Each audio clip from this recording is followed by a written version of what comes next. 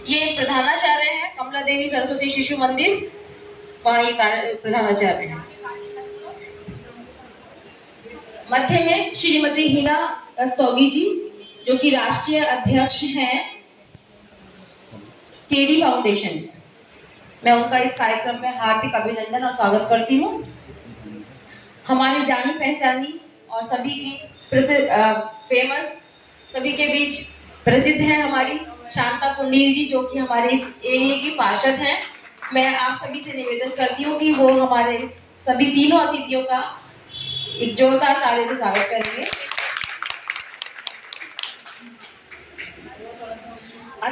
हमारी अनेकों ऐसी विदुषी और कर्मठ महिला जिनके चित्र आप सभी देख रहे हैं, मैं सबको नमन करती हूँ।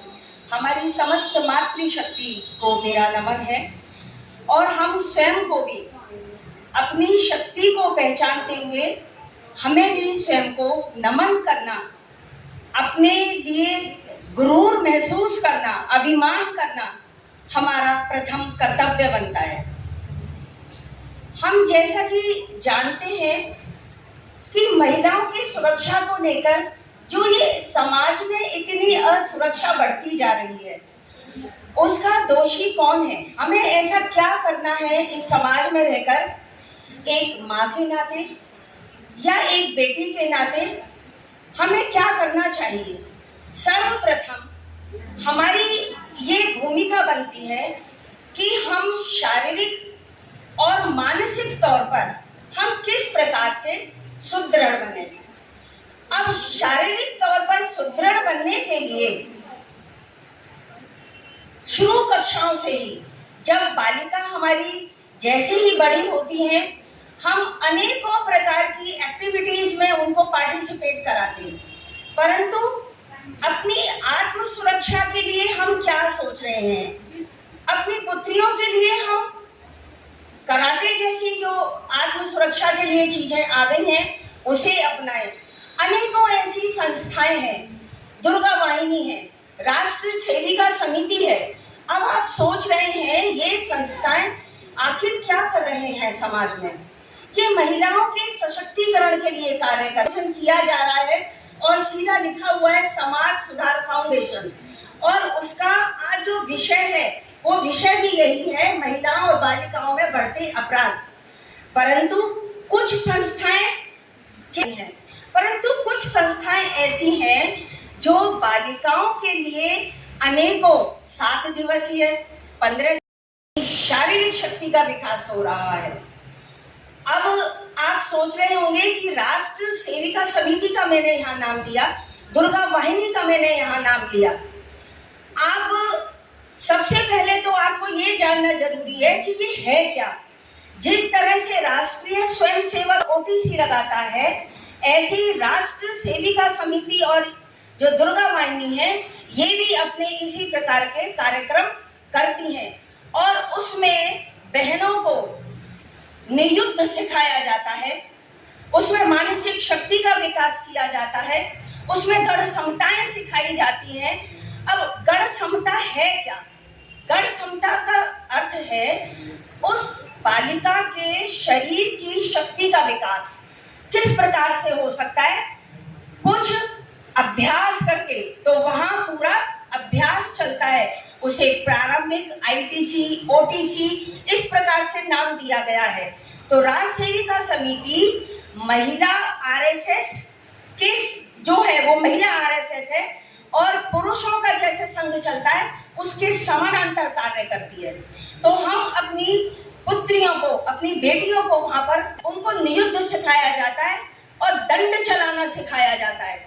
हमारे बहनों को कुछ आता नहीं है, आत्म सुरक्षा के नाम पर उन बहनों को कुछ नहीं आ रहा है, लेकिन जब इस प्रकार के अगर वो ट्रेनिंग प्रोग्राम करेंगी तो जो दंड है आने के लिए, हमारे घरों में पहले पूजा पाठ हुआ करती थी, बेटियों को कितनी आरतियां याद हुआ करती थी, कितनी दुर्गा चालीसा, अनेकों प्रकार की चालीसा वो सब याद हुआ करती थी। आज जब हमारे त्योहार होते हैं तो हमारे बच्चे हमारे पीछे खड़े होकर वो आरती भी नहीं बोल पाते हैं। उनकी मानसिक शक्ति का जो विकास है वो किताबी कीड़े बनकर रह गए। हमें नहीं बनना किताबी कीड़ा, हमें 90 और 95% हमें नहीं चाहिए। वो बच्चे भी कामयाब हैं जो बैक बेंचर्स हैं, जो पीछे बैठ रहे हैं, लेकिन उनमें लीडरशिप की क्वालिटी है। वो नंबर ज्यादा नहीं ला रहे, लेकिन वो ऑलराउंडर हैं। तो हमें अपनी बेटियों को ऑलराउंडर बनाना है। और किस प्रकार का साहित्य आपके घर में आ रहा है? व्हाट्सएप पर आने वाली न्यूज ठीक है, आप पढ़ते हैं, लेकिन कई बार वो बहुत ज्यादा भ्रामक होती है, उनमें तथ्यता नहीं होती, वो सही आंकड़े उनमें नहीं होते। तो हम गूगल करें, आंकड़े उसमें देखें, कुछ टॉपिक्स को हम उसमें देखें। हमारी बहनों को यहाँ जितनी भी बैठी हैं, कितनी बहनों ने हमारी द केरला स्टोरी का इतना शोर मचा कि हम में से सबने देख लिए केरला स्टोरी। मैं फॉर जस्ट अपनी नॉलेज के लिए यहाँ पूछने का मेरा मन है, तो हम में से क्या कुछ बहनें हाथ उठाकर बता सकती हैं हमने देखी है द केरला स्टोरी? देखी है, परंतु सब ये 10% निकल के आ रहा है। क्यों नहीं देखी?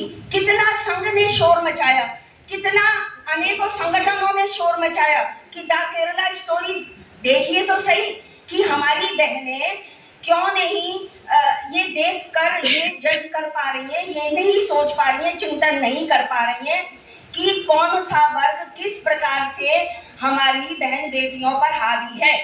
और हम किसी और वर्ग की बात भी ना करें, क्योंकि यहाँ फिर कुछ अलग हो जाएगा। हम हिंदू समाज में भी अगर आपको ऐसा लगता है, कुछ आपको जाने अनजाने आपको परेशान करता है, तंग करता है, आप बिल्कुल मत छुपाइए, आप बताइए।